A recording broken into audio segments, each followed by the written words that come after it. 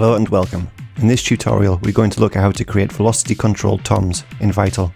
The techniques I will be showing can be used in Serum, Vital, Phaseplant and other synths. Let's get into it.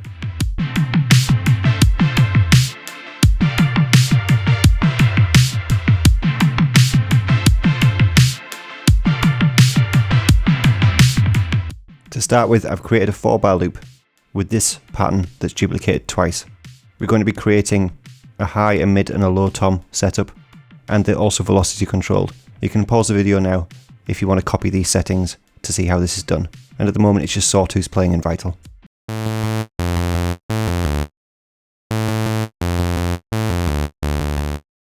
So the first thing that we want to set up is the wave shape of oscillator 1, and we're only going to be using oscillator 1, none of the other oscillators.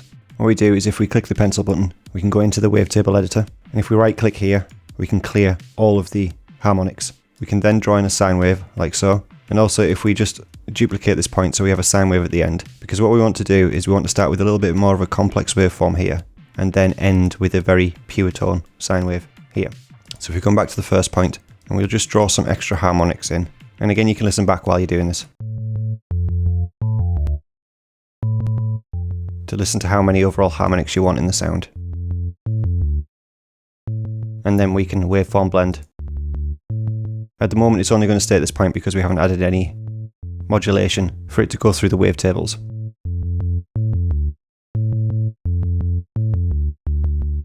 The next thing that we're going to add is our first pitch modulation. And we're going to go to envelope 2, so turn the sustain all the way down, make the ramp a little bit steeper, and set the decay to around 0.02 seconds. If we go to the matrix tab, go to source, and set that to envelope 2. And the destination we're going to set to global voice transpose. And what this is to add in the initial pitch transient to give it a little bit more of a hit sound.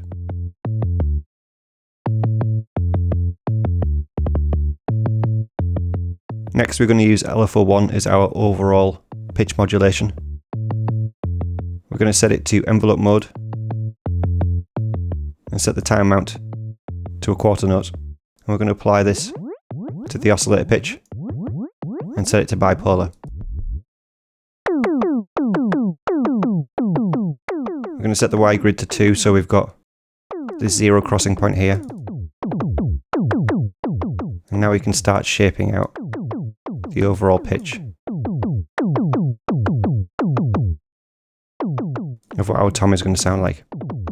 We can also decrease the range, and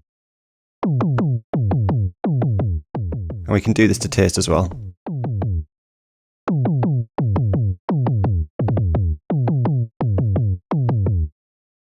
We can also apply macro 1 to the range of this LFO1, so we can decide the pitch width.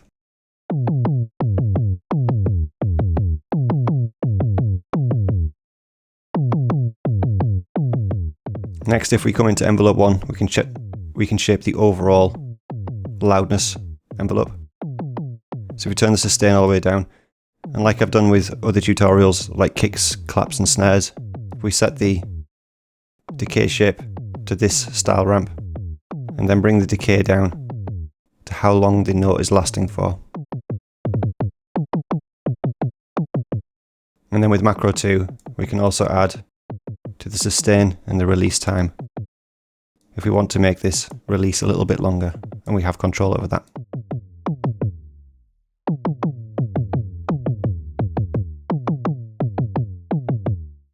Also, if we set the voices to 1 as well, although you can keep this above 1 if you want, because technically if you think in real life, when toms are played they will ring out over each other.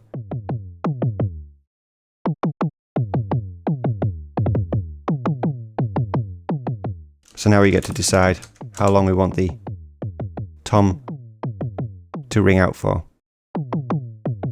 And the last thing that we're going to do in this page is we're going to turn the level of oscillator 1 all the way down, and we're going to control it with the velocity control.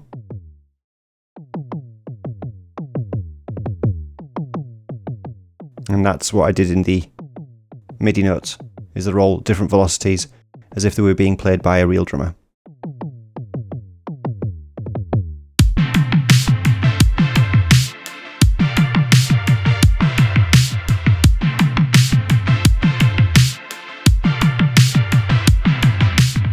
Just before we go into the overall shaping of the sound, I did forget to mention that in LFO2, if we set this kind of shape and set it to envelope mode and a quarter note like we did with LFO1, we can apply this to the wavetable selector.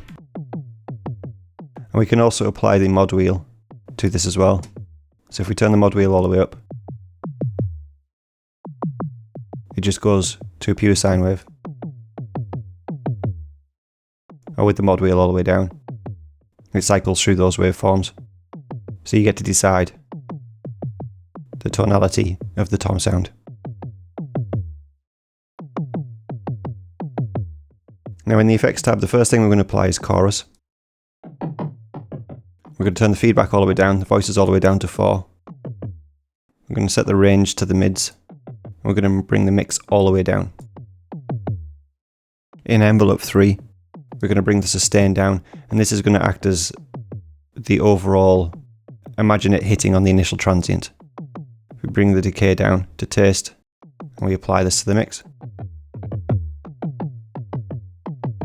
And this is just to add something to the initial impact of the sound. Next we're going to add a filter. I'm going to apply envelope 3 to the cutoff of the filter, bring the resonance down a little bit. And we're also going to control the velocity. Going to control the cutoff with the velocity. So imagine the louder the tom is played, the more top end we get, and the quieter, the less top end, which is actually quite true to life with how toms are played and how they sound when they're played.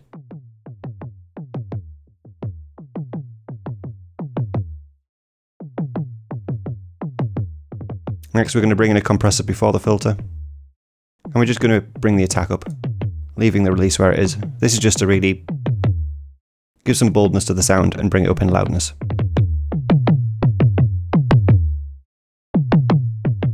Next we're going to introduce an equalizer. The first thing we need to do in the mid band is find 500 Hz and drop the gain all the way down. And this instantly tightens the tom sound up and leaves space for other musical elements as well. In the high band we're going to apply envelope 3 to the gain.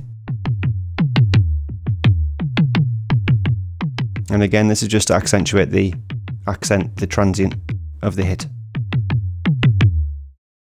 Just let it cut through the mix a little bit better. We can also apply macro 3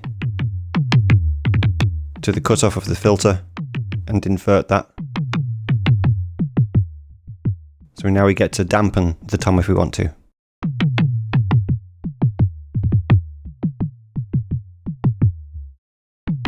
And finally, we're going to add some reverb. We're going to bring the low cut up. We're going to high pass it. We're going to bring the time all the way down. Well, not all the way down, but so it sounds more like a room reverb. And then we're going to apply some modulation through macro 4 to the mix, to the time, and also to the low high cut as well.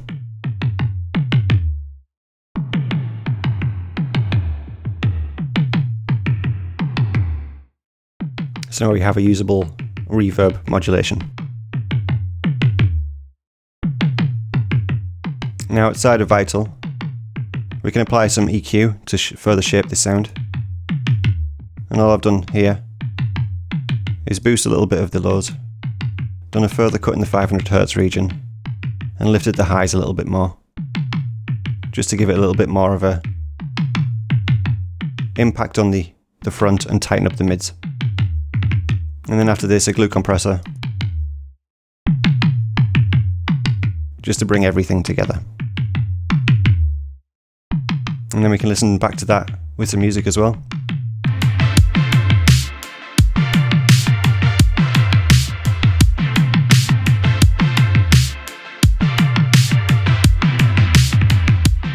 And we can change all of these settings to taste.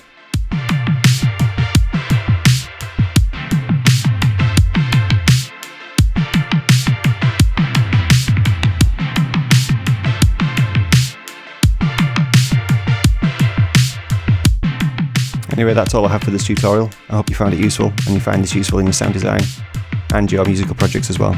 But as always, until next time, God bless and goodbye.